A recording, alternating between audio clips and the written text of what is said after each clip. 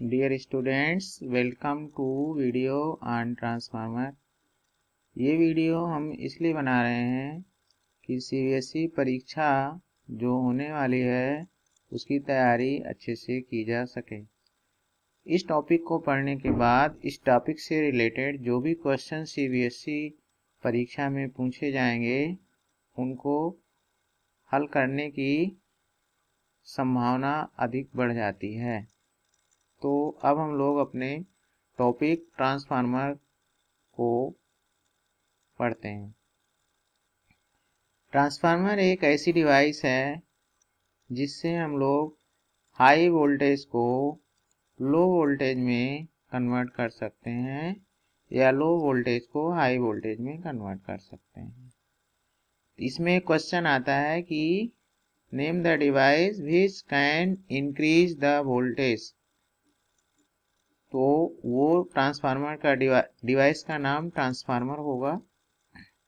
अगर ऐसा क्वेश्चन होता है name the device which can be use to decrease the AC voltage, तो डिवाइस का नाम ट्रांसफार्मर होगा। तो हाई वोल्टेज को लो वोल्टेज में भी कन्वर्ट किया जा सकता है और लो वोल्टेज को हाई वोल्टेज में भी बदला जा सकता है। अब इसी को हम लोग कहते हैं ट्रांसफार्मर का फंक्शन क्या है। यही ट्रांसफार्मर का फंक्शन है, वोल्टेज लो वोल्टेज को हाई वोल्टेज या हाई वोल्टेज को लो वोल्टेज में कन्वर्ट करना। वोल्टेज जब बढ़ाएंगे तो करंट कम हो जाएगी और कम करेंगे तो वोल्टेज कम करेंगे तो करंट बढ़ जाएगी। अब अगला क्वेश्चन आता है ट्रांसफार्मर किस प्रिंसिपल पर काम करता है। तो ट्रांसफार्मर म्यूचुअल इंडक्शन के प्रिंसिपल पर काम करता है। ट्रांसफार्मर दो तरह के होते हैं, एक होता है स्टेप अप ट्रांसफार्मर। जैसे यहाँ पे 200 वोल्ट का इनपुट हमने लगाया, input voltage, output voltage 400 volt मिला, तो यहाँ वोल्टेज अप हो गया। वोल्टेज अप हो जाने से इस ट्रांसफार्मर का नाम हुआ स्टेप अप ट्रांसफार्मर। वोल्टेज बढ़ गया लेकिन साथ ही करंट कम हो गई, तो वोल्टेज करंट की कास्ट पर बढ़ता है। अब देखो पावर निकालेंगे, अगर हम लोग इनपुट पावर कितना दिए है तो पावर होता है वोल्टेज इंटू करंट। तो इसको दोनों को मल्टीप्लाई करोगे तो 4000 वाट आएगा और इन दोनों को मल्टीप्लाई करोगे तब भी 4000 वाट आएगा। Means input power output power के इक्वल होता है। इसी तरह और इसमें नंबर ऑफ टर्न्स ज़्यादा है सेकेंडरी में, तो इसका रेजिस्टेंस ज़्यादा होगा। रेजिस्टेंस ज़्यादा होने से वोल्टेज ड्रॉप ज़्यादा होगा, इसलिए Vs की वैल्यू लार्जर हो गई, यहाँ पे ग्रेटर हो गया Vs। Ns भी ग्रेटर हो गया और रेजिस्टेंस ज़्यादा होने से इसमें करंट कम हो जाएगी, इसलिए Is लेस हो गई। इसी तरह से दूसरा ट्रांसफार्मर है, देखो हमने यहाँ 400 वोल्ट लगाया है। ये 400 वोल्ट अप्लाई करने से यहाँ पे 200 वोल्ट का पोटेंशियल डिफरेंस आया, वोल्टेज यहाँ डाउन हो गया, इसलिए इस ट्रांसफार्मर का नाम स्टेप डाउन ट्रांसफार्मर है। वोल्टेज डाउन हुआ तो करंट इंक्रीज हो गई, लेकिन इनपुट पावर और आउटपुट पावर दोनों इक्वल होता है। तो देखो यहाँ पे ज़्यादा नंबर ऑफ टर्न्स हैं, इसलिए इसका रेजिस्टेंस ज़्यादा होगा, वोल्टेज ज़्यादा ड्रॉप हो जाएगा V = IR के अकॉर्डिंग, इसलिए NP ग्रेटर देन NS हुआ, VP ग्रेटर देन VS हुआ। इसमें करंट कम होगी क्योंकि इसका रेजिस्टेंस ज़्यादा है, इसमें ज़्यादा लंबा वायर लगा हुआ है, इसलिए IP लेस देन IS होगा। अब इसमें क्वेश्चन पूछा जाता है कि प्राइमरी की स्टेप अप ट्रांसफार्मर का डायग्राम बनाओ, तो आप इसको बना सकते हैं। स्टेप डाउन ट्रांसफार्मर का डायग्राम बनाइए, इसको बना सकते हैं। NP, NS, VS, BP में क्या रिलेशन है तो ये लिख सकते हैं। अब इसमें क्वेश्चन पूछा जाता है कि secondary voltage secondary number of turns, primary voltage primary number of turns में क्या रिलेशन है। तो जब हम लोग इनपुट पावर अप्लाई करते हैं तो अप्लाइड इनपुट वोल्टेज है EP = -NP d∅dt। Similarly, EMF induced in secondary is ES = -NS d∅dt। अब हम लोग ES/EP निकालते हैं, इस इक्वेशन को डिवाइड कर देते हैं इससे, तो ये से कैंसिल हो जाता है और NS/NP आ जाता है। As the primary has negligible resistance, EP is equal to BP. If secondary is in open circuit then ES is equal to BS. तो इन दोनों एजम्पशंस को इक्वेशन 1 में अगर रख देंगे तो यहाँ BS हो जाएगा और यहाँ BP हो जाएगा। तो ये इक्वेशन आ जाएगी हम लोगों की VS अपान BP NS अपान NP और number of turns in secondary और number of turn in primary, इसका रेशियो टर्न रेशियो कहलाता है, ट्रांसफार्मर रेशियो कहलाता है। जैसे अगर किसी क्वेश्चन में number of turns in secondary और number of turn in primary given हो तो transformer ratio is equal to होता है NS/NP, वैल्यू यहाँ रख दीजिए और आप इसका ट्रांसफार्मर रेशियो निकाल सकते हैं। अब जो आइडियल ट्रांसफार्मर होते हैं, जैसा कि अभी हमने पीछे बताया कि आइडियल ट्रांसफार्मर के केस में इनपुट पावर आउटपुट पावर के इक्वल हो जाती है।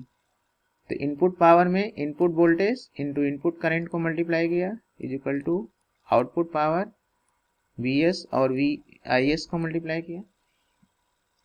IS upon IP is equal to BP upon VS, इसको डिवाइड किया तो आंसर आ गया। अब BP/VS जो है यहाँ से निकाला हम लोगों ने तो NP/NS हो जाएगा, तो यहाँ NP/NS रख दिया और ये 1/R हो जाएगा। तो this shows that when voltage is stepped up, current is correspondingly reduced in same ratio and vice versa। अब हम लोग ट्रांसफार्मर की इफिशियंसी के बारे में पढ़ेंगे।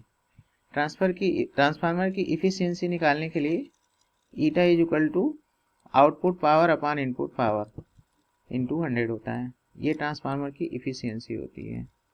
तो नॉर्मली ट्रांसफार्मर की इफिशियंसी 100% नहीं होती है क्योंकि कुछ न कुछ एनर्जी लॉस हो जाया करती है। तो आउटपुट पावर हल्की सी रिड्यूस हो जाती है, कम हो जाती है और इनपुट पावर उतनी ही रहती है। तो ट्रांसफार्मर की आइडियल ट्रांसफार्मर की इफिशियंसी 100% होती है, लेकिन सभी ट्रांसफार्मर्स की नहीं होती है क्योंकि कुछ न कुछ एनर्जी लॉस हो जाती है हीट के फॉर्म में, फ्लक्स लीकेज के फॉर्म में। तो इसमें क्वेश्चन आता है कि what are energy losses in transformer. Transformer में कौन कौन से एनर्जी लॉस होते हैं? तो ट्रांसफार्मर में एक एनर्जी लॉस होता है फ्लक्स लीकेज। जो फ्लक्स प्राइमरी में प्रोड्यूस होगा पूरा का पूरा सेकेंडरी में पास नहीं होता है और वो फ्लक्स लीकेज एनर्जी के फॉर्म में ट्रांसफार्मर से लॉस हो जाता है। उसको रिड्यूस करने के लिए क्या करते हैं, प्राइमरी कॉयल को सेकेंडरी कॉयल के ऊपर रैप कर देते हैं। दूसरा ट्रांसफार्मर लॉस है रेजिस्टेंस ऑफ वाइंडिंग, इसे कॉपर लॉस भी कहा जाता है। इसको रिड्यूस करने के लिए हम लोग थिक कॉपर वायर्स यूज करते हैं। अगली जो लॉस है उसको बोलते हैं eddy current loss. Eddy current loss तब प्रोड्यूस होती है जब टाइम वेरिंग मैग्नेटिक फील्ड किसी मेटल प्लेट से पास होती है। तो एडी करंट लॉस को रिड्यूस करने के लिए हम लोग लेमिनेटेड आयरन कोर यूज करते हैं। क्योंकि कोर के ऊपर ही हम लोग कॉइल को लपेटते हैं तो एक के ऊपर प्राइमरी के ऊपर सेकेंडरी को रैप कर देते हैं। तो जो फ्लक्स प्राइमरी में प्रोड्यूस होता है या जो एनर्जी लॉस होता है वो रिड्यूस हो जाता है, फ्लक्स लीकेज भी कम हो जाता है और उसको पेंट कर देते हैं या लेमिनेट कर देते हैं आयरन कोर को, तो एडी करंट लॉस लेस हो जाता है। और चौथा लॉस है हिस्टेरिसिस लॉस। हिस्टेरिसिस लॉस को मिनिमाइज करने के लिए हम लोग ऐसे मटेरियल चूज करते हैं जिसका हिस्टेरिसिस लूप एरिया स्मॉल हो। जिस मटेरियल का हिस्टेरिसिस लूप एरिया स्मॉल होगा उसमें से हिस्टेरिसिस लॉस कम होगा। हिस्टेरिसिस लॉस मैग्नेटाइजेशन डीमैग्नेटाइजेशन के कारण प्रोड्यूस होता है। अब अगला क्वेश्चन ये आता है कि ट्रांसफार्मर को कैसे हम लोग लार्ज स्केल ट्रांसमिशन के लिए यूज कर सकते हैं और डिस्ट्रीब्यूशन के लिए कैसे यूज करते हैं। तो लार्ज स्केल ट्रांसमिशन के लिए यूज करने के लिए हम लोग स्टेप अप ट्रांसफार्मर यूज करते हैं। तो जहाँ पे पावर जनरेटर होता है, जहाँ इलेक्ट्रिसिटी जनरेट होती है, वहाँ स्टेप अप ट्रांसफार्मर लगा के वोल्टेज को बढ़ा देते हैं। वोल्टेज को बढ़ा देने से करंट कम हो जाती है। तो करंट कम हो जाएगी तो H is equal to I² RT से उसमें हीट लॉस कम होगी। तो इस तरह से हम लोग वोल्टेज को बढ़ा के लाइन लॉस को रिड्यूस कर लेते हैं। और जब वो एनर्जी वहाँ से ट्रांसमिशन वायर्स के थ्रू हम लोगों के घर के पास आती है, सब स्टेशन पे आती है, तो वहाँ पे हम लोग स्टेप डाउन ट्रांसफार्मर लगा करके वोल्टेज को स्टेप डाउन कर लेते हैं, स्टेप डाउन कर लेते हैं।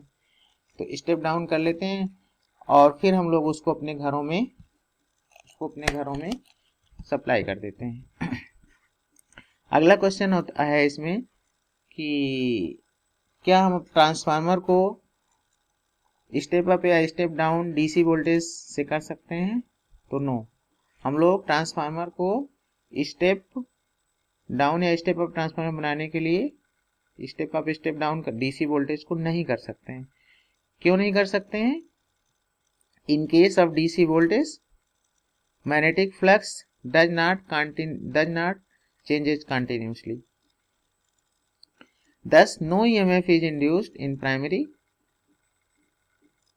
and as well as in secondary. तो म्यूचुअल इंडक्शन भी नहीं होगा उसमें।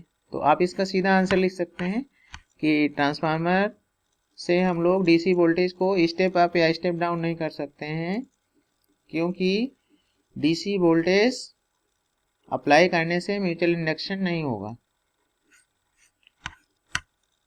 तो अगला क्वेश्चन आता है कि step up transformer convert low input voltage into high input voltage, does it violate law of conservation of energy? Explain.